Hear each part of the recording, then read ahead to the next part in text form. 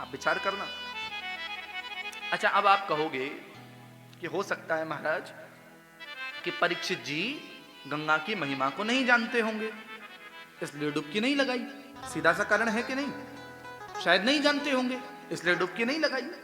लेकिन अब मुझे एक बात बताओ, परीक्षित बैठा कहां है? गंगा के किनारे। अच्छा, परीक्षित की राजधानी क्या है? इंद्रप्रस्थ, जो कि आज दिल्ली है। इंद्रप्रस्थ उसकी राजधानी है। अब ध्यान देना, दिल्ली के पास कौन सी नदी बहती है? यमुना। लेकिन परीक्षित कहां बैठा है? गंगा के किनारे। अगर नदी के ही किनारे बैठना था तो यमुना के किनारे बैठ जाता, गंगा के किनारे क्यों बैठा? विचार करो। अगर नदी के ही किनारे बैठना होता तो वह यमुना के किनारे बैठ जाता, लेकिन परीक्षित गंगा के किनारे बैठा है। इसका मतलब है परीक्षित गंगा की महिमा जानता है, लेकिन फिर भी डुबकी नहीं लगा रहा। क्यों नहीं लगा रहा? और सुनो, परीक्षित किस लिए कथा सुन रहा है? कि सब मुक्ति के लिए तो नहीं सुन रहा, यह तो पक्का हो गया, क्योंकि गंगा में डुबकी लगाकर मुक्त हो जाता। तो मुक्ति के लिए कथा नहीं, तो कथा किस लिए? तो किसी ने कहा कि शायद परीक्षित भगवान को पाने के लिए कथा सुन रहा है। किसके लिए? भगवान को पाने के लिए, कि भाई मुझे भगवान मिल जाए। लेकिन अगर आप ध्यान से देखो तो परीक्षित को तो भगवान पहले ही मिले हुए हैं। पूरे ब्रह्मांड में अकेला एक ऐसा है परीक्षित। सब जन्म लेते हैं, तपस्या करते हैं, फिर भगवान मिलते हैं। यह अकेला है परीक्षित जिसने जन्म भी नहीं लिया था और उत्तरा के गर्भ के अंदर था, और भगवान गर्भ के अंदर गए और अंदर जाकर के परीक्षित को दर्शन दिया। तो साधारण है परीक्षित? भगवान गर्भ के अंदर जाकर के दर्शन देकर के आए हैं, गर्भ में ही मिल गए। पैदा भी नहीं हुआ उसके पहले ही मिल गए। भगवान तो मिले हुए ही हैं। जब पैदा हुआ भगवान ने गोद में उठाया इसे। आप विचार करो, भगवान तो प्राप्त है। तो परीक्षित किस लिए कथा सुन रहा है? मुझे तो यही समझ में आता है, अगर परीक्षित जी ने कथा सुनी है ना, तो मेरे लिए और आपके लिए कथा सुनी। उनको जरूरत नहीं थी। परीक्षित चाहते तो उन्हें कोई जरूरत नहीं थी कि वह कथा सुने। परीक्षित तो मस्त थे, न उन्हें मौत का भय था। ध्यान देना, द्वादश स्कंद के अंदर यह भूमिका बनती है कि परीक्षित जी महाराज ने, परीक्षित जी डर गए कि गुरुजी मैं मर जाऊंगा। लेकिन यह परीक्षित नहीं डरा, बल्कि परीक्षित ने यह भूमिका बनाई है कि जो व्यक्ति है जब मौत निकट होगी तो वह डरेगा, बहुत डरेगा, बहुत डरेगा। परीक्षित ने भूमिका बनाई, जैसे राम जी ने भूमिका बनाई। सीता हरण होना था, मारीच स्वर्ण मृग बनकर के आया, सोने का हिरण, और भागा। सीता जी ने कहा मैंने सोने का हिरण देखा, आप जाओ लेकर के आओ। हम और आपसे कोई कहे तो हम क्या कहेंगे? सोने का हिरण होता है क्या? ये बात तो हम भी जानते हैं। और राम जी, जो भगवान अखिल ब्रह्मांड नायक हैं, जो सब कुछ जानते हैं, वो ये नहीं जानेंगे कि ये सोने का मृग नहीं है? क्या वो ये नहीं जानेंगे कि ये कोई राक्षस है? विचार करो। लेकिन फिर भी राम जी पीछे गए। अच्छा चलो, राम जी को, सीता जी को भ्रम हो गया हो, राम जी को नहीं होना चाहिए कि सोने का हिरण नहीं होता, लेकिन राम जी चले गए। चलो राम जी को भी हो गया, लखन लाल को नहीं होना चाहिए। लखन जी समझाते, अरे भैया कहां जा रहे हो, सोने का कोई हिरण होता है, रुक जाओ यहीं पर। समझा सकते थे कि नहीं समझा सकते थे? ये तो बहुत कॉमन सेंस वाली बात थी अगर आज के हिसाब से देखा जाए, कि सोने का हिरण तो होता ही नहीं साहब, और अगर होता भी है तो दौड़ता नहीं है। विचार करिए। लेकिन फिर भी यह भूमिका बनी कि राम जी गए, लखन जी गए। सोना क्या है? सोना है द्रव्य, द्रव्य यानी धन, और जब धन दिखता है तो व्यक्ति अंधा होकर के दौड़ता हुआ चला जाता है। वो ये नहीं देखता ये ईमानदारी का है कि बेईमानी का है, वो दौड़ता है। ये भूमिका है। हमारे जीवन में कथा कैसे जुड़ रही है, इसको सोचिए। परीक्षित डरा नहीं मौत से, हम मौत से डरते हैं। एक आदमी मर रहा था और मरते मरते मरते आंखें बंद हो गई, पत्नी रोने लगी, इतने में उसकी आंखें खुल गई। खुलते ही बोला, सुन तू मेरे बच्चों का ध्यान रखना। फिर आंखें बंद कर ली, फिर आंखें खोल करके बोला, सुन सुन तू मेरा बिजनेस का, मेरे सब काम धंधे का ध्यान रखना। फिर आंखें बंद कर ली, फिर आंखें खोली, सुन तू तेरा भी ध्यान रखना। पत्नी बोली, हाँ सब रखूंगी। फिर आंखें बंद कर ली, फिर आंखें खोलती है, मेरे रिश्तेदारों का ध्यान रखना, ये करना वो करना। पत्नी बोली, सब करूंगी, मर तो सही, मर तो सही। बार बार आंखें बंद करता है, खोलता है। विचार कीजिए, व्यक्ति मौत के वक्त कितना डरता है। मृत्यु से जितना आदमी डरता है उतना किसी से नहीं डरता जितना मौत से डर है। भागवत मौत के डर को मिटाती है। मौत का डर उन्हें होना चाहिए जो ये जानते हैं कि अब तो हमें ऊपर तो कड़ाई मिलेगी, तेल मिलेगा और उसी के अंदर कुंभी पाकम। मौत का डर तो उन्हें होना चाहिए। उन्हें मौत का डर नहीं होना चाहिए जो गोविंद के भरोसे है। उन्हें मौत का डर नहीं होना चाहिए जो कृष्ण का सहारा लेकर जिंदगी में है। मैंने कल कहा था आपको कि अगर किसी को कोई फंक्शन है, उसके अंदर अगर किसी को जाना है तो सबको टिकट कटाना पड़ता है और टिकट कटा करके उस फंक्शन के अंदर जाया जाता है। लेकिन अगर जान पहचान होती है तो एक वीआईपी पास दे दिया जाता है कि ये पास आपके पास में है और आपको वीआईपी गेट से एंट्री मिल जाएगी। बस जो कृष्ण के भक्त हो जाते हैं ना, उनके पास जब भक्ति का पास होता है तो फिर उनको भी कन्हैया सीधे अपने धाम में बुला लेते हैं, इधर उधर भटकने की आवश्यकता नहीं पड़ती। लेकिन भक्ति मिलेगी कैसे? पुनः लौटिए, भक्ति मिलेगी समर्पण से, भक्ति मिलेगी समर्पित होने से, और भक्ति मिलेगी अपने विकारों का त्याग करने से। इन विषयों पर बोला जाए तो भागवत को तो छूना भी नहीं पड़ेगा और 7 दिन यूं ही निकल जाएंगे। लेकिन श्रीमद् भागवत महापुराण, मैंने कहा ना, भागवत वेदों का भाष्य है।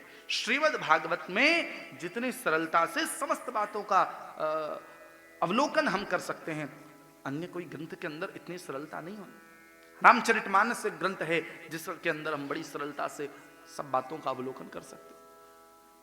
भागवत और रामचरितमानस ये दो तो अनमोल रत्न हैं हम सनातनियों के लिए। इनका तो आश्रय होना ही चाहिए। हर घर के अंदर हम लोग कितनी आलतू फालतू की चीजें रख लेते हैं। हर घर के अंदर, कम से कम हम सनातनियों के घर के अंदर पूरा इतना बड़ा हमारा घर होता है, पूरा बंगला हम सजा लेते हैं, लेकिन एक बुक शेल्फ तो हो जिस बुक शेल्फ के अंदर अगर आपने 18 पुराण, 18 महापुराण, गीता, उपनिषद और रामचरितमानस को अगर रख लिया तो पूरी दुनिया की सबसे बड़ी जो लाइब्रेरी होगी उसके अंदर भी उतना ज्ञान नहीं होगा जो आपको इनसे प्राप्त हो जाएगा। लेकिन हमने संकलन किया किस चीज का? हमने संकलन किया आर्टिफिशियल चीजों का।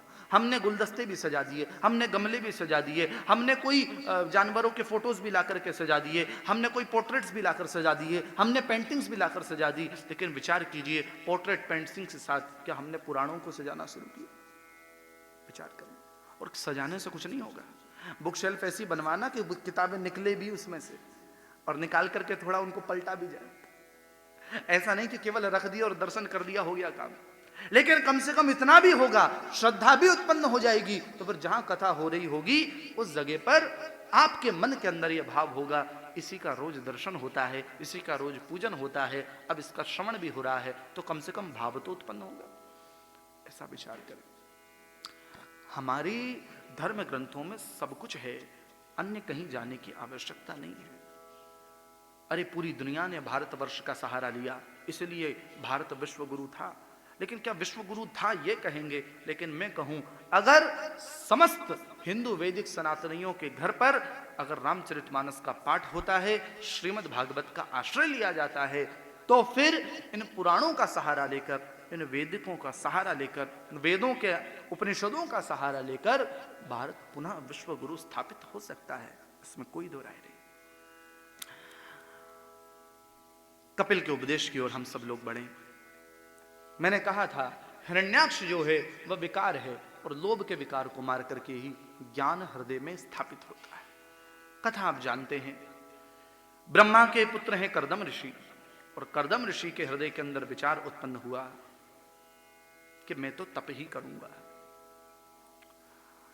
और तप करने का विचार हुआ, तप करने कर्दम निकले। लेकिन ठाकुर जी की इच्छा, कई सालों बाद कर्दम जी ने सोचा कि अरे सारी दुनिया शादी करती है, हम जंगल में पड़े हैं, हम भी शादी करेंगे। कर्दम ने तप करना शुरू किया, भगवान को पुनः रिझाया, और भगवान को रिझा करके भगवान प्रकट हुए। तब भगवान के सामने बोलने से शर्माए कि हमें भी शादी करनी है, हमें भी ब्याह करना है। लेकिन भगवान ने ही कहा, कर्दम जी, स्वयं मनु की 3 बेटियां हैं, आकुति, देवहूति, प्रसूति, और बीच वाली जो बेटी है देवहूति, उसके साथ में आपका विवाह होना सुनिश्चित है। कर्दम जी ने कहा कि प्रभु विवाह मुझे नहीं करना। अच्छा कर्दम, कहीं ऐसा तो नहीं कि मन मन भावे मुंड हिलावे, मन में इच्छा हो करने की, ऊपर से मना करता हो? होता है ना ऐसा। हम कहीं जाते हैं तो नाश्ते की प्लेट सामने रखी होती है, ऊपर से तो मना करते हैं, नहीं नहीं नहीं नहीं, और भीतर तो लग रही है भूख। कर्दम जी को कहा कि कर्दम, कहीं ऐसा तो नहीं कि मन में इच्छा है और बाहर से मना करता हो? बोले नहीं महाराज। लेकिन भगवान ने कहा, कर्दम मेरी आज्ञा है, आप विवाह कीजिए। बोले प्रभु विवाह तो मैं करूंगा, पर एक आप मुझ पर कृपा करें। मुझे हाँ बताओ। मेरे पहले बेटे के रूप में आप ही जन्म लेकर के आओगे। देखिए, गृहस्थी बुरी कभी नहीं होती, गृहस्थी तो श्रेष्ठ ही होती है, पर गृहस्थी सर्वश्रेष्ठ तब बन जाती है जब उस गृहस्थी में गोविंद भी आ जाते हैं। और आज कर्दम ऋषि देवहूति से विवाह करते हैं। देवहूति से विवाह हुआ, देवहूति को कह दिया कि देवी, पहला बेटा होते ही हम गृहस्थ जीवन का त्याग कर देंगे, यदि आपको मंजूर है तो बोलो, वरना नहीं, रहने दो। आए, तप किया, 40-50 साल तक तप करते रहे, और समाधि खुली जब, तो देवहूति का शरीर पूरा बूढ़ा हो गया। क्यों? क्योंकि पति ने कुछ खाया पिया नहीं, तो देवहूति ने भी कुछ खाया पिया नहीं। कर्दम जी बोले, देवहूति मुझसे ज्यादा तो तुमने तप किया है, इसलिए तुम मुझे बताओ कि तुम्हें क्या चाहिए, जो मांगोगी वह तुम्हें मिलेगा। बोले महाराज, मैं तो क्या चाहती हूं, मैं आपकी पत्नी हूं, मैंने आपके साथ में गृहस्थी को बसाया है, अब आप कृपा करें कि यह गृहस्थी और आगे बढ़े, संतानों की उत्पत्ति हो। कर्दम प्रसन्न हुए, और कर्दम ने आचमन किया, और कर्दम ने जैसे ही जल को छीटा, तो एक कामत विमान बन के तैयार हो गया। 9 मंजिल का महल और एक बहुत सुंदर विमान बन के तैयार हो गया। अब विमान में चढ़ने में देवहूति को थोड़ी शर्म लगने लगी, क्योंकि शरीर तो पूरा का पूरा बूढ़ा हो चुका था। तब फिर कर्दम ने कहा कि देवी जाओ और जाकर के स्नान करके आओ सरोवर में। देवहूति ने स्नान किया, और स्नान जब किया, निमज्जमासीन हृदय भीरु विमाना विदमारु है, स्नान करने मात्र से ही देवहूति का शरीर पुनः यौवन हो गया, युवावस्था में प्रकट हो गया। अब विमान के अंदर बैठी हैं देवहूति, विमान चला। ये विमान इत्यादि सब आज का विज्ञान नहीं है। हम लोग कहते हैं कि विमान को राइट ब्रदर्स ने बनाया, लेकिन अगर विचार करें तो हमारे वैदिक ग्रंथों के अंदर विमानों का उल्लेख पहले से ही। आप भरद्वाज शास्त्र का, भरद्वाज संहिता का भी अगर आश्रय लेंगे तो उसमें भी बहुत अद्भुत अद्भुत विमानों का वर्णन, एक विमानिका शास्त्र है, उसका भी अगर आप आश्रय लेंगे तो अद्भुत अद्भुत विमान, बिजली से चलने वाले विमान, ईंधन से चलने वाले विमान, धुएं से चलने वाले विमान, अद्भुत अद्भुत विमान है। जितनी थ्योरीज आज हम फिजिक्स के अंदर पढ़ते हैं, जितनी थ्योरीज आज हम किसी गणितीय कोई शास्त्र के अंदर पढ़ते हैं, वह सब की सब हमारे वैदिक शास्त्रों में पहले से ही उपलब्ध हैं। लेकिन हम सब ने इसका ज्यादा अवलोकन नहीं किया। आप विचार करो, ऐसी ऐसी हमारे पास में टेक्नोलॉजीज थी कि आज हम उस चीज को आज देख रहे हैं। आप विचार करो। अच्छा मुझे बताओ, महाभारत युद्ध चल रहा था, और युद्ध जब चल रहा था तो युद्ध तो चल रहा था मैदान में, पर धृतराष्ट्र को सब सुनाई दे रहा था। कौन सुना रहा था? कौन सुना रहा था? संजय। अच्छा, संजय वहां तो नहीं था जहां युद्ध हो रहा था, कहां था? सुनाने वाले के पास, जिसको सुनना है उसके पास। संजय देख रहा था और सुना रहा था। ये खड़ा है ना 3 टांग पर,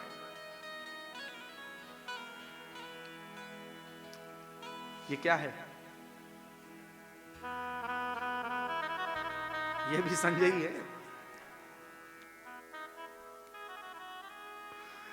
देख रहा है और सब तक पहुंचा रहा है। अब बताओ ये टेक्नोलॉजी कितने पहले विकसित हो गई। और सुनो, आजकल परमाणु बम है, एटम बॉम्ब्स, न्यूक्लियर बॉम्ब्स, ऐसे ऐसे शस्त्र हैं जो पूरी दुनिया को नष्ट कर दें, पूरी दुनिया को।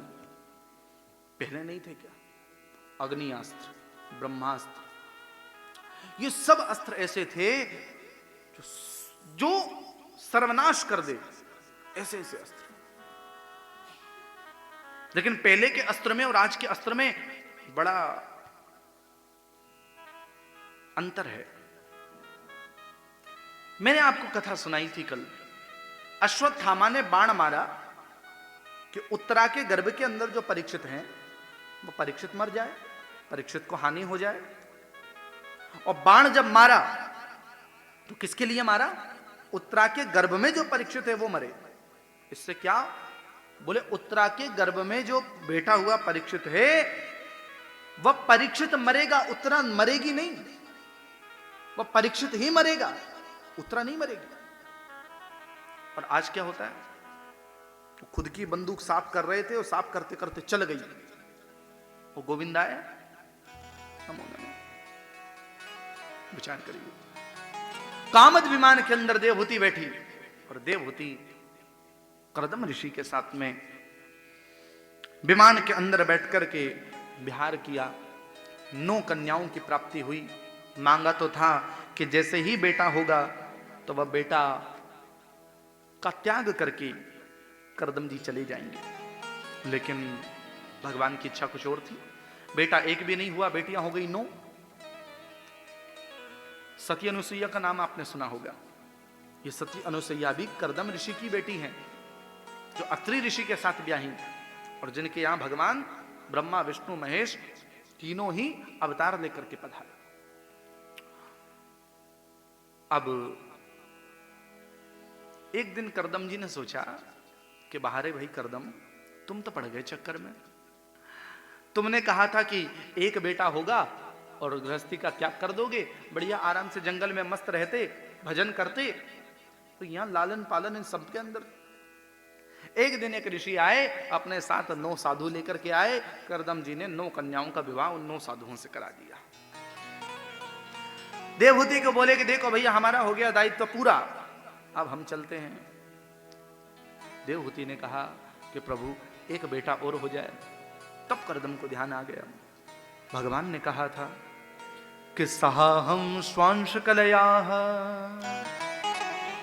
त्वद्वीर्ण महामुने तव क्षेत्रे देवहूत्या प्रणेष्ये तत्व संगीता। मैं तुम्हारे घर पर बेटा बनकर के आऊंगा। और तब भगवान से प्रार्थना करी कि प्रभु अब ज्यादा लेट मत करो, जल्दी से पधारो। तब भगवान देवहूति के गर्भ से 10वीं संतान के रूप में महात्मा कपिल बनकर के कर्दम ऋषि के घर पर प्रकट हुए। बोले कपिल भगवान की जय हो। कपिल जी प्रकट हो गए और जैसे ही देखा कर्दम जी मस्त हो गए। और कर्दम जी ने भगवान की झांकी को देख करके सीधे जंगल में जाने लगे। तो कपिल ने आवाज लगाई, ओ बाबा रुको रुको रुको, क्या हुआ, कहां जा रहे हो? बोले जंगल में। जंगल में क्या करोगे? बोले भजन करूंगा। भजन क्यों किया जाता है? बोले ताकि भगवान की प्राप्ति हो जाए। तो बोले मैं तो तुम्हारे घर में ही आ गया, मैं तो तुम्हारे घर में आ गया और तुम जा रहे हो जंगल में।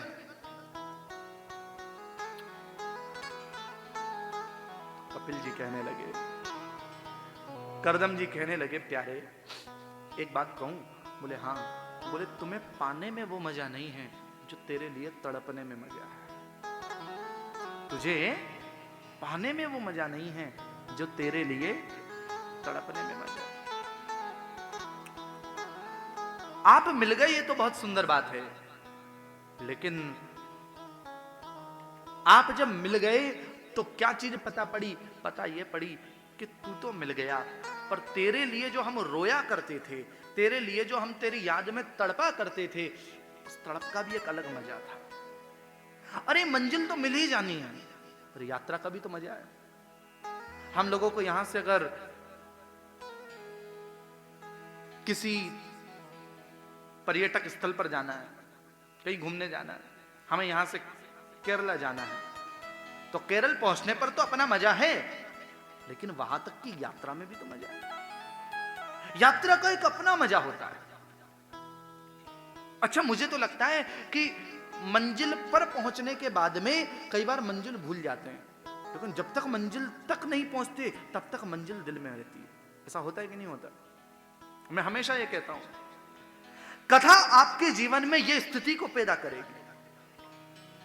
आप वृंदावन तो जाते हो, आप गोवर्धन तो जाते हो, लेकिन विचार करना, क्या आप वृंदावन जाकर के वृंदावन जाते हो? क्या आप गोवर्धन पहुंचकर गोवर्धन पहुंच पाते हो? विचार कीजिएगा। क्या हम वृंदावन जाकर के भी वृंदावन जा पाए? सोचना। हम जब यहां से वृंदावन जा रहे थे, सवेरे सवेरे ट्रेन में बैठे, ट्रेन में बैठ करके वृंदावन की ओर जा रहे हैं, और मन में क्या है, वहां जाकर बिहारी जी का दर्शन करेंगे, राधा वल्लभ जी का दर्शन करेंगे, वहां जाकर के हम गिरिराज जी जाएंगे, वहां जाकर गिरिराज जी की परिक्रमा लगाएंगे, वहां दान घाटे पर दर्शन करेंगे, जतिपुरा पर दर्शन करेंगे, पूछरी का लोठा पर दर्शन करेंगे, और सब मन में के अंदर ख्याल हमने बनाया। और जब पहुंच रहे हैं तो बस, अरे 2 घंटा रह गया, गिरिराज जी आने वाले हैं, 1 घंटा रह गया, गिरिराज जी आने वाले हैं, आधा घंटा रह गया, गिरिराज जी आने वाले हैं। और जैसे ही गिरिराज जी पहुंचे, क्या हुआ? तब दुकानें दिखी, बेड़ई दिखी, टिकिया दिखी, लस्सी दिखी, तो बस वृंदावन और गोवर्धन तो रह गया, और लस्सी बेड़ई टिकिया पर मन चला गया। हाँ, अब गिरिराज जी तो रह गए, अब तो बेड़ई लस्सी है। फिर दुकान दिखी, तो दुकान पर क्या दिखा? अरे कितनी बढ़िया बढ़िया सुंदर कपड़े लगे जहां पर टंग रहे हैं, चलो चलो अपने बच्चों के लिए कपड़े लेकर के चले। बंसी दिखी, अरे चलो बच्चों के लिए बंसी लेकर के चलो। गिरिराज जी में जाकर के क्या याद आया? घर। गिरिराज जी में जाकर क्या याद आया? घर। मैं यही तो कह रहा हूं कि हम गिरिराज जी नहीं पहुंचे तब तक तो गिरिराज जी में थे, पर जब गोवर्धन पहुंच गए तो वापस घर पर आ गए। आगे कि नहीं आगे? कथा यही सिखाती है कि आप वृंदावन में जाकर के वृंदावन में कैसे रहोगे, आप गोवर्धन में जाकर के गोवर्धन में कैसे रहोगे, आप वृंदावन में जाकर के वृंदावन में रह सको, गोवर्धन में जाकर के गोवर्धन में रह सको, ये कथा सिखाती। आइए भागवत का आश्रय लीजिए, और कथा का आश्रय लेकर के वृंदावन तक तो चले गए, पर वृंदावन के अंदर जाकर के भी उस श्रीधाम वृंदावन का आश्रय लीजिए, उस श्रीधाम वृंदावन का आनंद लीजिए, जिस वृंदावन के अंदर केवल धोती कुर्ता बेड़ी लस्सी ये सब नहीं है, जिस वृंदावन के अंदर आज भी यमुना किनारे हमारे गोपाल रास रचा रहे हैं, आज भी हमारे कन्हैया नृत्य कर रहे हैं। उस वृंदावन का आनंद उठाइए, उस गिरिराज जी का आनंद उठाइए, जिस गोवर्धन के अंदर बड़े बड़े होटल्स नहीं हैं, जिस गोवर्धन के अंदर केवल बड़ी बड़ी झांकियां नहीं हैं, जिस गोवर्धन के अंदर केवल मंदिरों का एक भव्यता नहीं है, जिस गोवर्धन के अंदर आज भी गिरिराज जी को अपने बाएं हाथ की कन्नी उंगली पर गोपाल उठा करके खड़े हैं, टेढ़ी टांग कर रखी है, चितवन हमारी ओर कर रखी है, और मुस्कुरा करके हम लोगों को दर्शन दे रहे हैं। विचार कीजिए, उस भावना तक पहुंचिए, उस सीढ़ी तक पहुंचिए, वृंदावन के अंदर रहकर वृंदावन तक जाइए, गोवर्धन के अंदर रहकर गोवर्धन का आनंद उठाइए, तब फिर आनंद है। इसीलिए कपिल क्या कह रहे हैं कि बाबा यहीं रुक जाओ ना। बोले नहीं नहीं, मैं नहीं रुकूंगा, तेरे लिए तड़पने में जितना मजा, तेरा रास्ते में जितना मजा है उतना तो मंजिल में भी नहीं। ध्रुव जी को भगवान मिल गए, पर ध्रुव जी ने क्या मांगा? भगवान मुझे भक्ति दे देना। प्रहलाद जी को नरसिंह भगवान मिल गए, तो प्रहलाद जी ने क्या मांगा? मैं आपकी हमेशा कथा सुन। विचार करो, सबने यही मांगा, सबने यही मांगा। भगवान के मिलने के बाद में अगर किसी ने कुछ मांगा तो भगवान की कथा ही मांगी और कुछ नहीं मांगी। भगवान मिलने के बाद अगर भगवान से किसी ने मांगा तो भगवान से कहा ठाकुर जी आपकी याद बनी रहे बस, और कुछ नहीं चाहिए। इसका मतलब क्या है कि ठाकुर जी का नाम, ठाकुर जी की कथा, भगवान की याद, भगवान को पाने में तो अपना आनंद है ही है, लेकिन उसके इंतजार में भी मजा है। इंतजार तो हो, हम तो क्या चाहते हैं, आज माला उठाइए और आज ही मिल जाए, आज माला उठाएं और आज ही मिल जाए। अरे नहीं नहीं, थोड़ा इंतजार तो करूं। इंतजार का अपना मजा है, और बिना इंतजार के वो मिलेगा भी नहीं, और मिल भी गया तो फिर मिलने का मजा भी नहीं आएगा। मिलने का मजा तभी है जब थोड़ा इंतजार हो, थोड़ा सा इंतजार। खुशी से कभी खुशी की तरफ नहीं देखा, खुशी से कभी खुशी की तरफ नहीं देखा, तुम्हारे बाद फिर किसी की तरफ नहीं देखा। खुशी से कभी खुशी की तरफ नहीं देखा, तुम्हारे बाद फिर किसी की तरफ नहीं देखा। और ये सोचकर कि तेरा इंतजार करना है, ये सोचकर कि तेरा इंतजार करना है, हमने तमाम उम्र घड़ी की तरफ नहीं देखा। ये इंतजार, ऐसा इंतजार हो, और इस इंतजार से हम भगवान को पुकारें। आइए मिलकर के गोविंद नाम स्मरण करें और फिर आगे बढ़ें। हो काली कमली ने, काली कमली ने, हो काली कमली ने, काली कमली ने, हो काली कमली ने ऐसा रंग डाला कि रंगे कोई चढ़ेगा नहीं। काली कमली ने ऐसा रंग डाला कि रंगे कोई चढ़ेगा नहीं। हो काली कमली ने, काली कमली ने, काली कमली ने, आइए। काली कमली ने, हो काली कमली ने, काली कमली ने, हो काली कमली ने, आइए। काली कमली ने, हो काली कमली ने ऐसा रंग डाला कि रंगे कोई चढ़ेगा नहीं। काली कमली ने ऐसा रंग डाला कि रंगे कोई चढ़ेगा नहीं। सभी दोनों हाथ खड़े करके ताली बजाते हुए, चढ़दा नहीं, हो चढ़दा नहीं, हाँ चढ़दा नहीं, हो चढ़दा नहीं, चढ़दा नहीं, चढ़दा नहीं, हाँ चढ़दा नहीं। शाम प्यारे ने, हाँ शाम प्यारे ने, शाम प्यारे ने ऐसा जादू डाला कि रंग कोई चढ़दा नहीं। शाम प्यारे ने ऐसा जादू डाला कि रंग कोई चढ़दा नहीं। हो काली कमली ने, काली कमली ने, हो काली कमली ने, काली कमली ने, हो काली कमली ने ऐसा रंग डाला कि रंग कोई चढ़दा नहीं। काली कमली ने ऐसा रंग आए डाला हो कि रंग कोई चढ़दा नहीं। सभी दोनों हाथ खड़े करके ताली बजाते हुए गाइए। बांके बिहारी लाल की जय हो, वृंदावन बिहारी लाल की जय हो।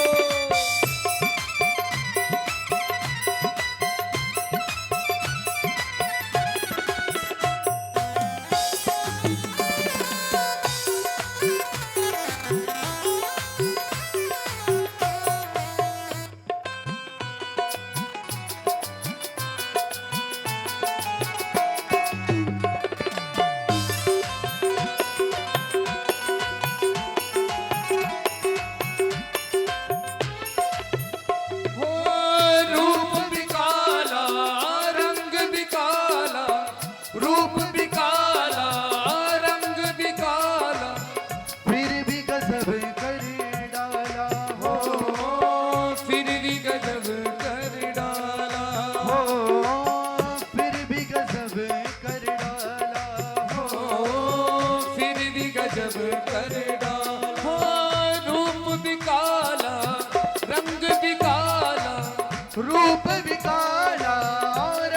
काला फिर भी गजब कर डाला हो फिर भी गजब कर डाला हो फिर भी गजब कर डाला हो फिर भी गजब कर डाला हो काले रंग ने काले रंग ने जय हो काले रंग ने हो काले रंग ने हो काले रंग ने दीवाना कर डाला कि रंगे कोई चढ़दा नहीं हो काले रंग ने दीवाना कर डाला कि रंगे कोई चढ़दा नहीं हो चढ़दा नहीं चढ़दा नहीं हो चढ़दा नहीं हाँ चढ़दा नहीं हो चढ़दा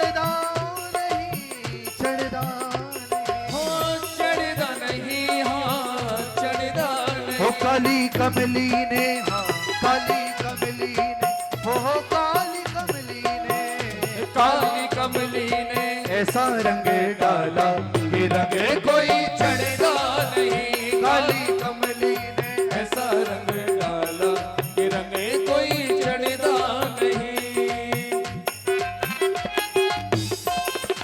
भाव से ताली सभा करते हुए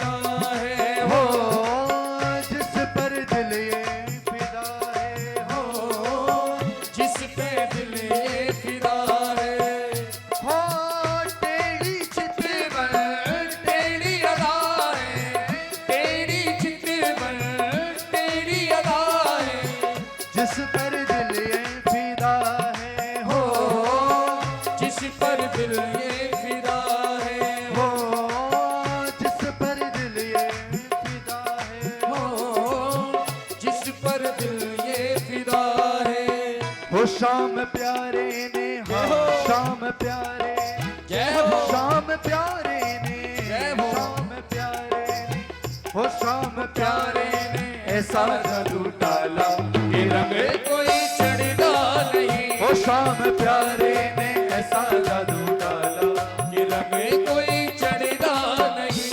हो चढ़दा नहीं, चढ़दा नहीं, हो चढ़दा नहीं, हाँ चढ़दा नहीं। काली कमली ने, जय हो काली कमली ने, जय हो काली कमली ने ऐसा जादू डाला कि रंग कोई चढ़दा नहीं।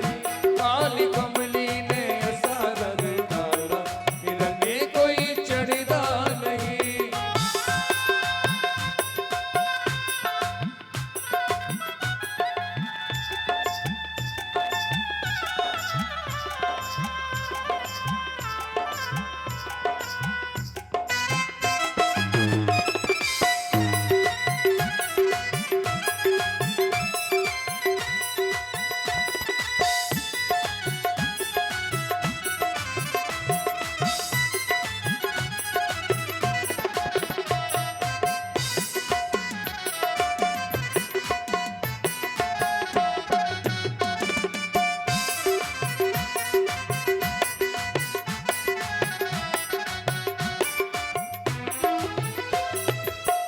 तेरे नैना कारे कारे, हो तेरे नैना कारे कारे, तेरे नैना कारे कारे, तेरे नैना कारे कारे।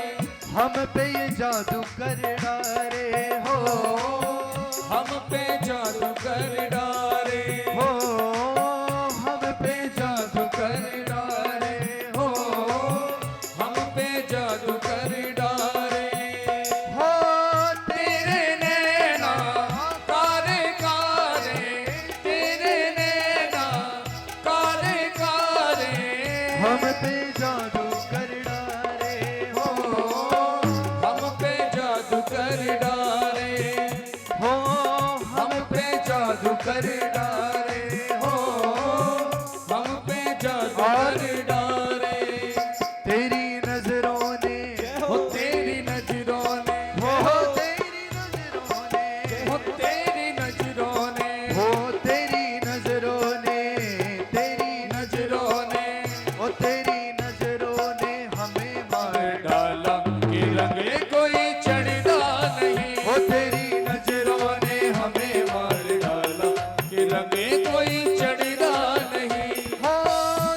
चढ़दा नहीं हाँ चढ़दा नहीं हो चढ़दा नहीं हाँ चढ़दा नहीं काली कमली ने काली कमली ने जय हो काली कमली ने हो काली कमली ने हो काली कमली ने ऐसा जादू डाला कि रंग कोई चढ़दा नहीं काली कमली ने ऐसा रंग डाला कि रंगे कोई चढ़दा नहीं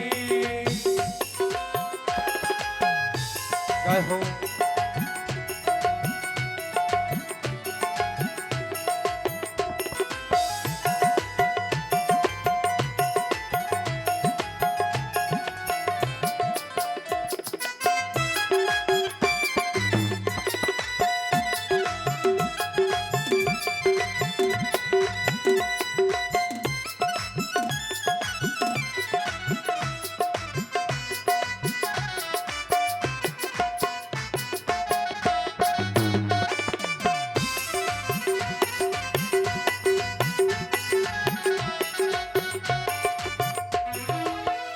हो चढ़दा नहीं चढ़दा नहीं चढ़दा नहीं हाँ चढ़दा नहीं हो चढ़दा नहीं चढ़दा नहीं चढ़दा नहीं हाँ चढ़दा नहीं काली कमली ने हाँ काली कमली ने ओ काली कमली ने हाँ काली कमली ने ओ काली कमली ने ऐसा जादू डाला कि रंगे कोई चढ़दा नहीं काली कमली ने ऐसा जादू डाला कि रंगे कोई चढ़दा नहीं ओ काली कमली ने ऐसा जादू डाला कि रंगे कोई चढ़दा नहीं काली कमली ने ऐसा जादू डाला कि रंगे कोई चढ़दा नहीं ओ काली कमली ने ऐसा जादू डाला कि रंगे कोई चढ़दा नहीं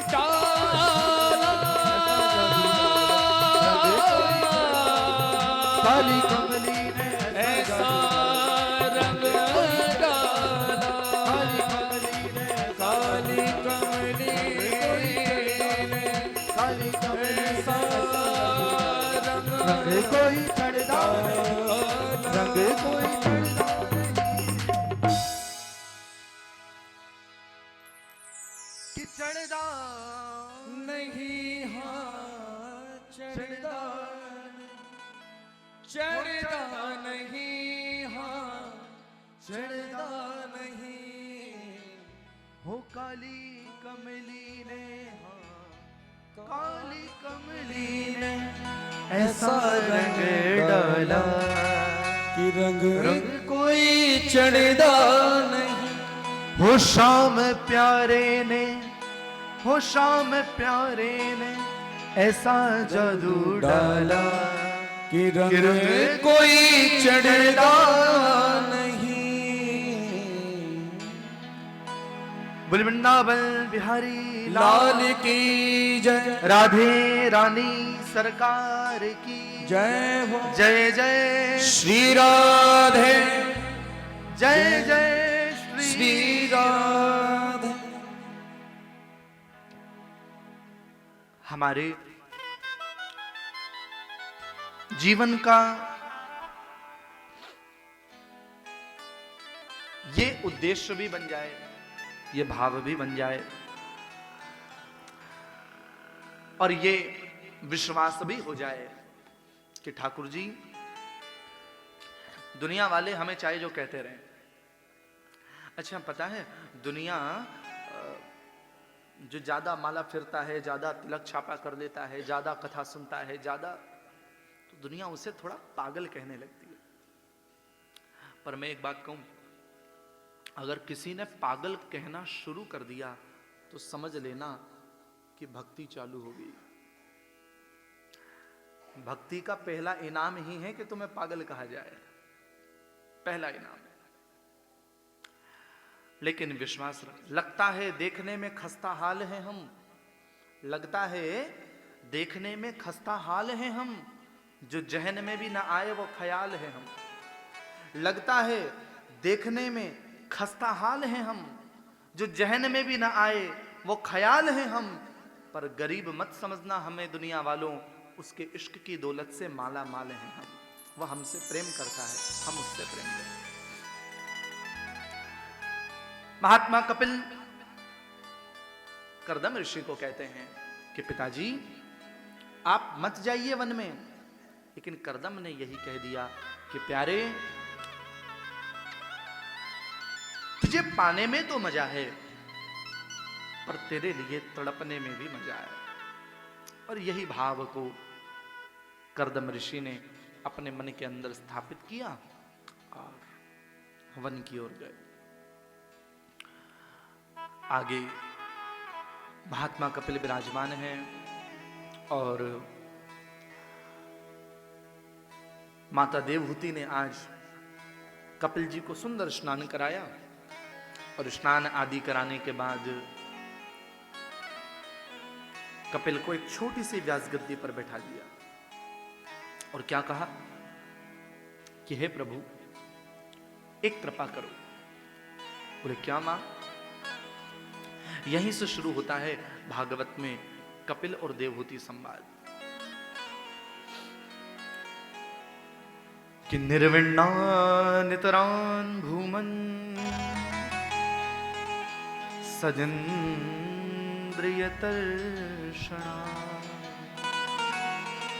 येन संभाव्यमानेन प्रपन्नान्धं तमः प्रभो। बहुत सुंदर बात कह रही है कि हे प्रभु मैं आपकी शरण हूं और आप मुझे ज्ञान प्रदान करें। मेरे मन के अंदर अज्ञान का बहुत बड़ा वृक्ष लग गया है और अज्ञान के वृक्ष ने अपनी जड़ों को भी जमा लिया है। अब आप कृपा करें और मेरे भीतर जो मोह का, मद का, अंधकार का, अज्ञान का जो वृक्ष है, इस वृक्ष पर अपने ज्ञान की कुल्हाड़ी लेकर कुठाराघात कीजिए और मेरे अज्ञान के वृक्ष को काट डालिए। अब यहां एक सोचने वाली बात है, देवहूति कौन है? देवहूति भगवान की मां है, लेकिन देवहूति मां होने के बाद भी क्या कह रही है कि तम त्वागता हो शरणो शरण्यो स्वभृत्य संसार तरो कुठारम जिज्ञासयाहं प्रकृते पुरुषस्य नमामि सद्धर्ममिदां वरिष्ठम्। क्या कह रही हैं प्यारे? मैं आपके शरण हूं, शरण हूं, जबकि मां है। अब यहां ध्यान देने वाली बात है कि क्या एक मां को अपने बेटे के चरणों में प्रणाम करना चाहिए? लेकिन देवहूति तो यही कह रही है, तम त्वागताहं शरणम शरण्यम, मैं आपके शरण हूं। इसका मतलब समझो, भगवान को शरणागति प्रिय है। नवदा भक्ति है ना, पहली भक्ति के बारे में तो आपने महिमा सुनी, श्रवणम, सुनने की महिमा। अब अंतिम भक्ति की महिमा सुनो कि श्रवणम कीर्तनम विष्णो स्मरणम पाद सेवनम अर्चनम वंदनम दास्यम सख्यमात्मनिवेदनम।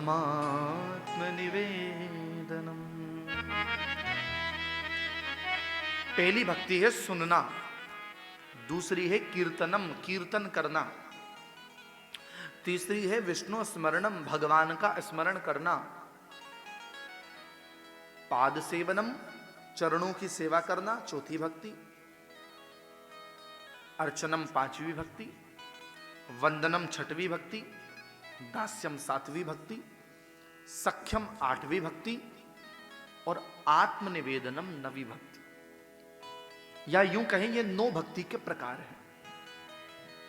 तो जो नवा भक्ति का प्रकार है जिसका नाम है आत्मनिवेदनम भक्ति, यहीं पर अपना नवम भाग हम सबके सामने रख रही हैं। आत्मनिवेदनम यानी भगवान के प्रति समर्पित हो जाओ। आज पूरे दिन समर्पण के ऊपर ही बात चली। पुनः यह कथा भी समर्पित की बात कहती है, आत्मनिवेदनम। इसका मतलब यह है कि ठाकुर जी को शरणागति बहुत प्रिय है। केवल देवहूति की बात नहीं है। आप देखेंगे कि अर्जुन को ज्ञान कब मिला? जब अर्जुन शरणागत हो गया। अर्जुन ने क्या कहा भगवान से? शिष्यस्ते हम साधिमाम ताम प्रपन्नम। गीता में कह रहा है, मैं आपका शिष्य हूं, आप मेरे गुरुदेव हैं। कृष्णम वंदे जगत गुरुम। मैं आपको प्रणाम करता हूं, मैं आपके शरण हूं, आप मुझे शिष्य के रूप में स्वीकारिए ताकि ज्ञान मुझे प्राप्त हो सके। तो सूत्र है, जो ज्ञान प्राप्त करना चाहता है वह पहले झुकना सीखे। मैंने कहा था कुएं में से बाल्टी तब भरेगी जब थोड़ा झुकेगी, झुक करके भर करके वापस ऊपर आएगी। भरेगा वही जो झुकना सीखेगा। यहां तक कि आगे वसुदेव जी को, नंद बाबा को जब भगवान ने ज्ञान दिया है तो वहां पर उन्होंने भी कहा कि प्रभु हम आपके शरण हैं, आपके शरण। इसका मतलब है कि भगवान को शरणागति प्रिय है, आप उनकी शरण में चले जाओ। देवहूति ने प्रश्न किए, महाराज मेरे प्रश्न है। क्या प्रश्न है? पहला प्रश्न कि बंधन किसका होता है, आत्मा का, शरीर का या मन का? मुझे यह नहीं पता। हम कहते हैं कि फलाना व्यक्ति बंधन में है और फलाना व्यक्ति मुक्त है। तो बंधन और मुक्ति किसे कहते हैं, आप हमें बताइए। दूसरा मेरा प्रश्न है कि मेरा जो मन है ये मेरे वश में नहीं रहता, इस मन को कैसे वश में करूं, आप ये बताइए। तो भगवान मुस्कुराए और भगवान ने मुस्कुरा करके उत्तर दिया, बोले मां आपने बहुत सही बात की। देवहूति कह रही है कि मुझे सब कुछ प्राप्त है, मुझे क्या नहीं मिल रहा, फिर भी मेरा मन पूरा नहीं भरता, फिर भी मेरा मन यही नहीं सोचता कि बस अब बहुत है। मन कहता है और मिले और मिले और मिले और मिले। क्या नहीं है मेरे पास?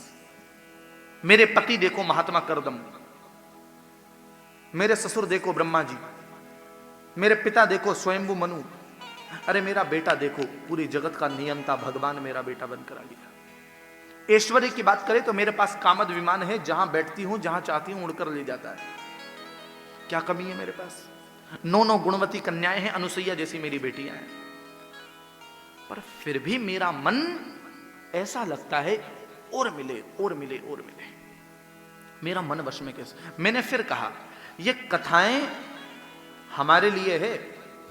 देवहूति के घर में तो भगवान आ ही गए, पर देवहूति इस परिस्थिति को उत्पन्न कर रही है, हमारी और आपकी परिस्थिति। हमारे पास क्या नहीं है? शरीर है, धन है, समाज है, कुटुंब है। किसकी कमी है? विचार करो। हमारे पास सब कुछ है पर फिर भी हम दुखी हैं। क्यों दुखी? क्या कारण है? हमें पूर्णता क्यों नहीं मिल पा रही? क्यों हम पूर्ण को प्राप्त नहीं हो पा रहे? विचार कीजिए। इसलिए क्योंकि संसार का जो सुख है वह आपको पूर्णता दे ही नहीं सकता, क्योंकि संसार में सुख है ही नहीं। संसार में सुख है ही नहीं। सुख कहां है? सुख तो केवल भगवान के चरणों में है और कहीं नहीं, कहीं पर भी नहीं। एक उदाहरण से समझोगे। आप दूर से 2 किलोमीटर पैदल चल करके आए, अब आपको लगा कि कोई बैठने की जगह मिल जाती तो सुख मिलता। आप बैठ गए, अब बैठे बैठे आपने सोचा सुख तो मिला, थोड़ी देर बाद सोचा कि बैठने की जगह तो मिल गई, पर कोई सोफा होता, कोई गद्दा होता, कोई बढ़िया मुलायम, और ज्यादा सुख मिलता। आपको वो भी प्रदान कर दिया गया, सोफा पर बैठ गए, गद्दा पर बैठ गए, सुख मिला। उसके बाद क्या सोचा, अरे गर्मी का मौसम है, थोड़ा सा पंखा और चल जाता तो ठीक रहता। अच्छा, पंखा चल गया, सुख मिला। थोड़ी देर बाद आपने सोचा पंखा तो चल रहा है पर हवा गर्म दे रहा है, अगर कूलर चल जाता तो बढ़िया होता, तो कूलर चला दिया। थोड़ी देर बाद आपने सोचा कि कूलर तो चल रहा है पर उमस पैदा कर रहा है, एसी होता तो और मजा आ जाता, तो एसी भी मिल गया। अब अचानक किसी ने कह दिया, अरे भैया चलो चलो चलो चलो, और बाहर पड़ रही है धूप, और एसी में से निकलकर आप सीधे गए धूप में, और आपको हो गया जुकाम, आप बीमार हो गए। तो आपको क्या लगा, एसी तो कोई काम का नहीं है, जुकाम कर दिया। अब विचार करो, जो चीज हमें सुख दे रही थी उसी ने हमको दुख दे दिया। विचार करो, ये सब चीजें घूम करके आज तो वहीं पर ही तो अटक रही है। कुछ तो उदाहरण देते हैं, भैया दुनिया गोल है, दुनिया गोल है, घूम घाम के हमारे पास ही आनी है। एक से कहा जाओ गंगा के अंदर जाओ और जाकर के तुम्हारे पाप नष्ट हो जाएंगे। बोले महाराज गंगा से पाप नष्ट नहीं होते। बोले क्यों नहीं होते? बोले हम गंगा में जाएंगे, गंगा में डुबकी लगाएंगे, गंगा में पाप बह जाएंगे, गंगा का पानी समुद्र में जाएगा, समुद्र से पानी भाप बन करके उड़ेगा, उड़ करके बादल बनकर हमारे यहाँ आएगा, आकर के बारिश बरसाएगा, बरसात का पानी जमीन में चला जाएगा, बोरवेल होंगी, पानी आएगा, पानी घर के अंदर हमारे नल में आ जाएगा और नल का पानी वापस हमारे माथे पर आ जाएगा। लो गया सारा पाप आकर हमारे माथे पर। घूम घाम के सब भाई विचार कर। मैं ये कहना चाहता हूं कि दुनिया में सुख दिखाई तो देता है, लेकिन सुख सुख नहीं। और समझो, गुलाब जामुन सुख देता है कि नहीं देता? पानी आ गया। रसगुल्ला सुख देता है कि नहीं देता? देता है। अब खूब खाओ रसगुल्ले और खूब खाओ गुलाब जामुन, और खाते खाते खाते खाते बीमारी हो गई। कौन सी? अब खाओ रसगुल्ला, अब खाओ गुलाब जामुन। तो जो रसगुल्ला और गुलाब जामुन सुख दे रहा था, वही रसगुल्ला और गुलाब जामुन दुख देने लग गया। आपने कूलर चला रखा है, आपको गर्मी लग रही है, कूलर आपको सुख दे रहा है, पर जब आपको बुखार हो गया तो आपने पंखा भी बंद करवा दिया, क्योंकि जो हवा आपको सुख दे रही थी वही अब आपको दुख दे रही। इसका मतलब क्या है? सुख और दुख तो हमारी परिस्थिति है, हमारी परिस्थिति। हम किस परिस्थिति में हैं? हमें बुखार है तो पंखा हमें दुख देगा, और हम स्वस्थ हैं तो पंखा कूलर हमें सुख देगा। यानी दुनिया का जो सुख दुख है ये परिवर्तनशील है। दुनिया का जो सुख दुख है ये वास्तव में झूठा ही है। विचार करो, सोचो, हमारी जिंदगी के अंदर जो सुख हमें मिला है, क्या वो सच्चा है? बिल्कुल नहीं। अच्छा, हम दुनिया रोती क्यों है? और ये साहब बड़ा दुख है, बड़ा दुख है, बड़ा दुख है, हमारा दुख दूर करो, दुख दूर करो। कैसे दुख दूर हो? बोले भगवान का नाम गाओ सीधा, ना से रोग हरे सब पीरा, जपत निरंतर हनुमत वीरा। भगवान का नाम गाओ, दुख दूर हो जाएंगे। लेकिन अगर हम दुखों को हम चाह रहे कि दुनिया से सुख मिल जाए, तो कैसे मिलेगा? नहीं मिल सकता। एक कहानी सुनो। एक बार एक पिता ने अपने बेटे से कहा कि जाओ बेटा, बाजार से 1 दर्जन आम लेकर के आओ। आम लेने बेटा गया। अब बेटा आम लेकर के आया तो बेटे ने कहा, पिताजी ने कहा कि आम ले आए? बोले हाँ पिताजी ले आया। तो बोले एक काम करो, बाल्टी में पानी भरकर उसमें आम रख लो, आम गर्म होता है तो उसके वो थोड़ा ठंडा हो जाएगा। एक बाल्टी के अंदर आम डाल दिए। 1 घंटे बाद भोजन का समय हुआ तो बोले चलो आम काट लें। और जैसे ही आम को लेने के लिए गए तो पूरा कीचड़ मचा हुआ था, आम है ही नहीं। तो पिताजी को बुलाया, पिताजी ये तो सब कीचड़ ही कीचड़ है। बोले कीचड़ कैसे हो गया? कहां से लाए थे आम? बोले फला फला दुकान से। तो दुकान पर गए तो बोले क्यों भाई साहब कैसे आम दे दिए आपने हमको? सारा के सारे कीचड़ हो गए। बच्चे को देख करके आप इसे पागल बनाते हो? तो दुकान वाला हंसने लगा। दुकान वाला बोला भाई साहब आपके बेटे ने आम मांगे थे, मैंने आम ही दिए। चीकू मांगता चीकू देता, केला मांगता केला देता, पाइनएप्पल मांगता वो देता, जो मांगता वो देता। लेकिन आपके बेटे ने आम मांगी, मैंने आम दे दिए। अरे बोले आम तो दिए पर वो सब तो मिट्टी हो गए। दुकान वाला हंसने लगा। दुकान वाला बोला बोर्ड पढ़ो ऊपर। तो बोर्ड पढ़ा, बोर्ड पर लिखा था नकली फलों की दुकान। क्या लिखा था? नकली फलों की दुकान। अच्छा, नकली फलों पर फल मिलेंगे कि नहीं मिलेंगे? मिलेंगे। आम भी मिलेगा, चीकू भी मिलेगा, अनार भी मिलेगा, केला भी मिलेगा, अंगूर भी मिलेगा, सब मिलेंगे। लेकिन वह फल खाने के थोड़े हैं, वह फल तो सजाने के हैं। जो हम अपने डाइनिंग टेबल पर रख लेते हैं या किचन में सजा लेते हैं, वह फल तो उसके काम आते हैं, खाने के काम के थोड़े हैं।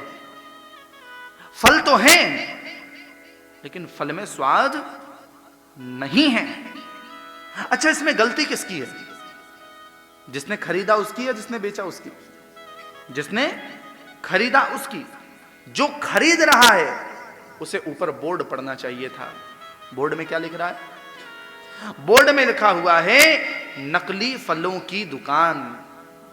अब विचार करो, बोर्ड में लिखा है नकली फलों की दुकान और आप असली समझ के ले रहे हो, तो गलती तो आपकी। ऐसी ही ये दुनिया है। इस दुनिया के अंदर सुख दिखाई तो दे रहा है पर ये सुख सुख नहीं है।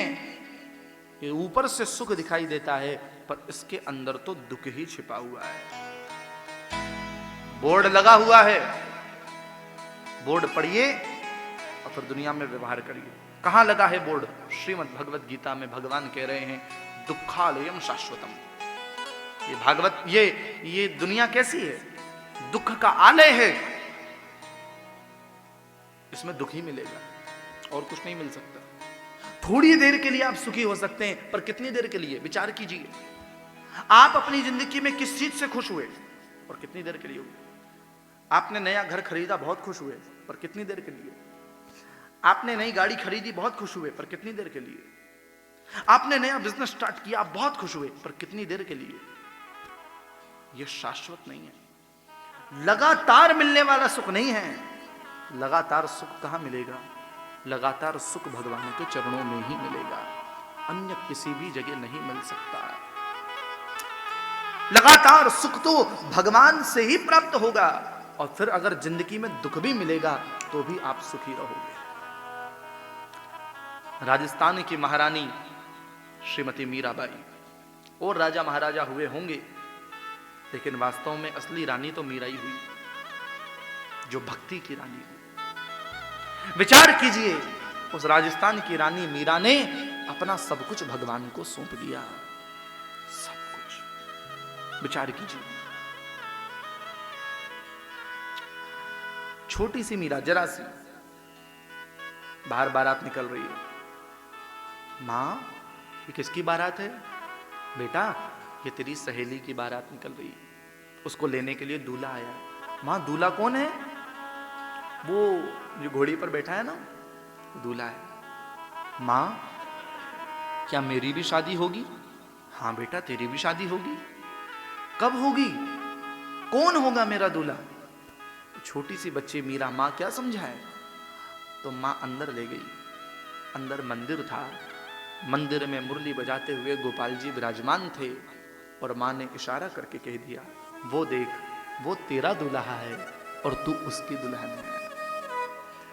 मां ने तो कहा ही था, और मीरा ने दिल में उतार लिया कि मेरे तो गिरधर गोपाल दूसरों न कोई, जाके सिर मोर मुकुट वो मेरो पति सोई। मेरा पति कौन है? मेरे पति तो ये गिरधर गोपाल ही हैं, मेरे पति तो श्याम सुंदर ही हैं। मीरा ने मान लिया।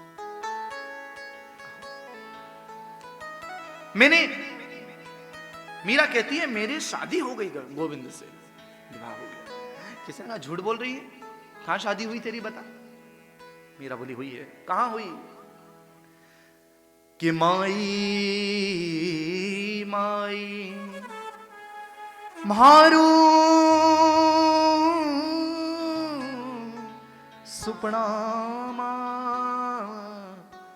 परिण्या दीनानाथ।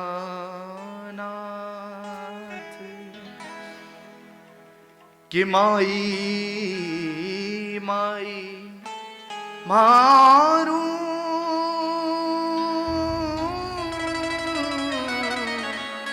सुपना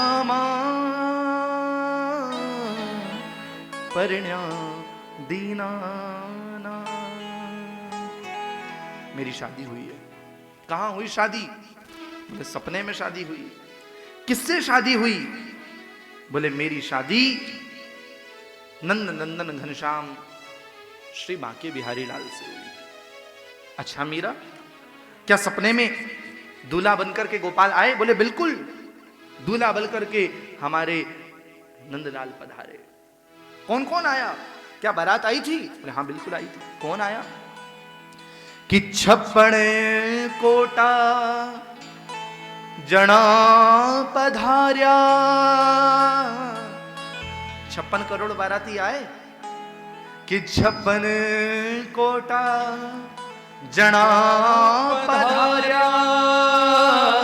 और दूल्हा? दूल्हो श्री ब्रजनाथ। दूल्हो श्री ब्रजनाथ। कि 56 कोटा जना पधार्या। दूल्हो श्री ब्रजनाथ। और क्या हुआ? कि सुपना माही तोरण बंध्यारी। सुपना माही तोरण बंध्यारी। सुपना गयो हाथ रे। माई माई मारू सुपना दीना परिण्या दीना। सपने में मेरा विवाह भगवान के साथ में हुआ है। क्या हमारी स्थिति ऐसी है? अरे मीरा सपने में भी गोविंद को भजती है। मीरा सपने में भी गोविंद से शादी कर लेती है। क्या हम जागते हुए भक्ति कर पा रहे हैं? विचार कीजिए। कि सुपना माने परण गया रे।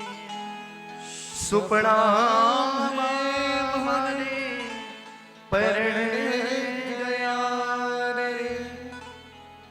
पायो अचल सुहाग। हो पायो अचल सुहाग। हो मैंने पायो अचल सुहाग। और मीरा ने गिरधर मिल्या रे। हो मीरा ने गिरधर मिला। पूरे जन्म रो भाग रे। माई मारू सुपना परिण्या दीना। अरे विचार तो कीजिए, उस मीरा ने अपना गोविंद को सब कुछ मान लिया, अपना सब कुछ गोविंद को समर्पित कर दिया। मीरा यही कह रही है कि कृष्ण आप मेरे हो और मैं आप, और कोई नहीं चाहिए। मीरा से किसी ने कहा, अरे मीरा तेरी शादी हो चुकी है, तेरा दुल्हा है, तुझे उसका वरण करना चाहिए, तुझे उसे पति मानना चाहिए। मीरा मुस्कुराने लगी। मीरा कहने लगी कि ऐसे वर को क्या वरूं जो जन्मे और मर जाए, तो वर वरिये गोपाल जी चुड़ लो अमर होए जाए। अरे वरण करना है तो गोपाल जी का वरण करो, वरण करना है तो भगवान का वरण करो, क्योंकि एक बार जिसने गोविंद का वरण कर लिया उसे जिंदगी में कभी वेदव्य नहीं झेलना पड़ेगा, कभी नहीं झेलना पड़ेगा। और ये केवल स्त्रियों की बात नहीं है, यहाँ पुरुष भी, क्योंकि पुरुष भी पुरुषत्व लिए तो बैठे हैं, लेकिन उनका मन भी गोपी है, उनका मन भी गोपी भाव का है। हमारी आत्मा के पति तो परमात्मा ही है, और कौन है? तो हम सबको क्या करना चाहिए? ऐसे वर को क्या वरूं जो जन्मे और मर जाए। अरे सोचिए, उसमें क्या अपने दिल को लगाना जो आज है और कल नहीं है। दिल लगाना है तो गोविंद से लगाओ, कृष्ण से लगाओ। मैं कह रहा था कि भगवान से अगर जुड़ जाओगे तो सुख मिल जाएगा। और मीरा भगवान से जुड़ी, और मीरा जब भगवान से जुड़ी तो अंत में क्या हुआ? राणा ने प्याला बेच दिया विष का। राणो विष को प्यालो भेजियो, राणो विष को प्यालो भेजियो। और दासी ने क्या कहा? बोले कि राणा जी ने भेजा है भगवान का भोग लगाकर, प्रसाद है पी जाओ। और मीरा ने क्या माना? कि प्रसाद ही है। मीरा ने यह समझा कि ये गोपाल से जुड़ गया तो ये मेरा है। जो भगवान से जुड़ गए, हमारे जिंदगी में कौन हो सकता है? केवल दो जने, या तो हमारे भगवान हो सकते हैं, या फिर जो भगवान से जुड़े हुए हैं वो हमारे हो सकते हैं। भगवान से जुड़े हुए हमारे गुरुदेव हैं, भगवान से जुड़े हुए संत हैं, भगवान से जुड़े हुए भक्त हैं।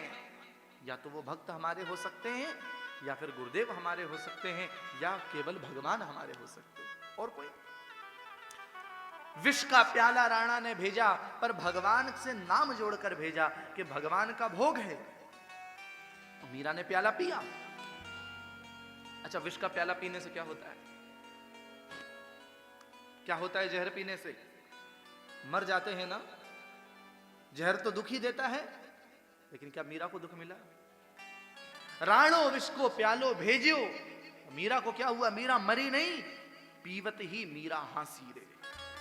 पूरा प्याला पी गई और जोर जोर से हंसने लगी, मुस्कुराने लगी और गोविंद के सामने नाचने लगी। इसका मतलब समझे? मीरा ने भगवान को सब कुछ दे दिया। मीरा भगवान की हो गई।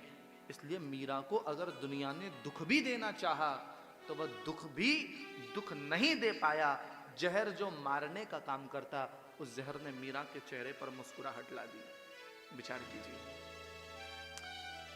देवहूति कह रही है कि सारे संसार जो है उसमें सब कुछ मेरे पास है, पर फिर भी ये मुझे सुख नहीं दे पा रहे। सुख कौन देगा? सुख केवल गोविंद देंगे। सुख केवल गोविंद से जुड़ा हुआ, गोविंद का नाम, गोविंद की कथा, गोविंद से जुड़े हुए गोविंद के भक्त देंगे। पूर्ण से नहीं जुड़ोगे तो पूर्णता कैसे प्राप्त होगी? पूर्ण कौन है? पूर्ण तो कृष्ण है। कि पूर्णमदः पूर्णमिदं पूर्णात् पूर्णमुदच्यते है, पूर्णस्य है पूर्णमादाय पूर्णमेवावशिष्यते। पूर्ण तो भगवान ही हैं। कपिल जी ने उपदेश दिया, मां आप कहती हो बंधन किसका होता है? अरे बंधन मन का होता है। मन अगर संसार में लगा है तो बंधन में है, और मन भगवान में लग गया तो मुक्ति। मैंने कहा ना आपसे, संसार छोड़ना उपाय नहीं है, संसार में रह करके संसार को छोड़ना ये ज्यादा सरल है। आप संसार में रहिए, लेकिन इसके प्रति मोह उत्पन्न मत होने दीजिए, प्रयास कीजिए। मन ही बंधन और मुक्ति का कारण है। मन को वश में कैसे किया जाए? तो बहुत सारे हैं। जितासनो जितश्वासो जितसंगो जितेंद्रिय स्थूले भगवतो रूपे मन संदारे धिया। कितनी बातें मन के ऊपर है। मन को कैसे वश में किया जाए? योग करो, यम नियम आसन प्राणायाम प्रत्याहार धारणा ध्यान समाधि करो मन को वश में। पर होगा क्या? नियम ही नहीं सद पाते। यम नियम आसन प्राणायाम प्रत्याहार वहां तक कहां पहुंचेंगे? नियम ही नहीं। एकादशी है, आज नियम है फलार करेंगे। अरे फलार करेंगे एकादशी? हमने तो बढ़िया गरम गरम आलू के पराठे बनाए, पराठे बने हैं। अरे वाह, चलो एकादशी तो आती रहती है, पराठे कब बनते हैं? चलो पराठे खा लिए जाए। हो गए नियम पूरे? होते कि नहीं होते? ऐसे ही तो नियम सब थे हमारे। विचार करो कैसे कैसे मन को वश में रखा जाए। पहला है आसन को जीतो, जितासनो। थोड़ी देर बैठने पर ही हमारे घुटनों में दर्द होने लगता है। विचार करो, आसन को जीतना जरूरी है। इसलिए योग करो, सवेरे सवेरे 5 बजे टीवी खोलो और योग करो, तो फिर घुटनों में दर्द होना बंद होगा। आसन को जीतोगे। आसन और क्या? पद्मासन लगाओ, सुखासन लगाओ, अन्य जो योग में आसन है उनको लगाओ, उससे शरीर स्वस्थ रहेगा। जितासनो जितश्वासो, श्वास जीतो प्राणायाम के द्वारा। जित संगो, सबसे मुख्य बात है संग जीतो। अच्छा संग करोगे तो अच्छे गुण आएंगे, अच्छा संग करोगे तो अच्छी बातें आएंगी। जितना बेकार संग करोगे उतनी बेकार चीजें आएंगी। संग श्रेष्ठ बनाओ, संग अच्छा बनाओ। अरे हम देखते हैं कोई मिला हमें पीने वाला, अरे भाई तू तो पीता नहीं था, तू पीने कैसे लग गया? अरे क्या करें, हमारा काम ही ऐसा है। क्या करें, हमारा काम ही ऐसा है। अब सब लोग पीते हैं तो हम भी पी लेते हैं। सब लोग पीते हैं इसलिए हम भी पी लेते हैं। अच्छा पीता नहीं था पर कब पीने लगा? अरे बोले सब पी रहे हैं तो हम भी पी रहे हैं। यानी संग ने बिगाड़ दिया। 6 महीने शराबी, जुआरी, ये बीड़ी पीने वाले, सिगरेट पीने वाले, इन लोगों का संग करते हैं तो हम में उनके गुण आ जाते हैं, हम भी वह खाना पीना शुरू कर देते हैं। तो विचार कीजिए, जो नित्य भगवान के नाम को गा रहे हैं, अगर हम उन लोगों का संग करने लग जाएंगे तो क्या हम लोगों के हृदय में भक्ति जागृत नहीं होगी? संग श्रेष्ठ बना, जित संगो। और जितेंद्रिय, इंद्रियों को जीतो। आंख कह रही है सिनेमा देखेंगे, कान कह रहे हैं गाने सुनेंगे, मुख कह रहा है पकवान खाएंगे, खाओ, कोई दो राय नहीं, लेकिन इनका थोड़ा सा मुख मोड़ दो। आंख कह रही है बढ़िया दृश्य देखो, तो भगवान के तीर्थों में धामों में जाओ। कान कह रहे हैं बढ़िया संगीत सुनो, तो भगवान का नाम सुनो। मुख कह रहे हैं प्रसाद, कोई पकवान खाओ, तो पकवान को प्रसाद रूप से खाओ। तो बुद्धि में विकार पैदा नहीं होंगे। पकवान बड़े विकार पैदा करते हैं। रोजाना के रोजाना हम जो रसगुल्ला, मिठाई और सब पाते रहते हैं ना, ये पकवानों से विकार पैदा होते हैं। इन पकवानों का पहले भोग लगाओ और प्रसाद रूप में फिर इसको पाओ, तो फिर विकार नहीं होगा, वो प्रसाद हो जाएगा। इस प्रकार से अपने मन को वश में करो। मन ही, ये मन ऐसे समझो जैसे चाबी होती है ना, चाबी को ताले में लगाया, अब इधर मोड़ दिया ताला खुल गया, और इधर मोड़ दिया तो ताला बंद हो गया। तो जब संसार की ओर मुड़ गया तो हम बंधन में हो गए, और जब भगवान की ओर मुड़ गया तो खुल गया। यही है बंधन और मुक्ति। अब कोई रॉकेट साइंस तो है नहीं, लेकिन मैंने कहा ना, जो जितना सरल लगता है वह उतना सरल नहीं है। धीरे धीरे धीरे धीरे धीरे धीरे अभ्यास से आएगा। खूब कथा सुनो, खूब भगवान के नाम को गाओ, खूब कीर्तन करो, खूब भजन करो, खूब जप करो, तो फिर धीरे धीरे धीरे धीरे ग्रंथियां अपने आप खुलती चली जाएंगी। जो कथा सुनता है ना, अगर उसके जीवन में कोई परिस्थिति भी प्रतिकूल हो जाती है तो कथा सुनने वाला अपनी जिंदगी के अंदर उस प्रतिकूल परिस्थिति के अनुरूप अपने आप ही ढलना शुरू कर देता है। अपने आप ही जीवन में यदि प्रतिकूल परिस्थिति भी आ जाए, अपने आप ही ढलेगा, अपने आप।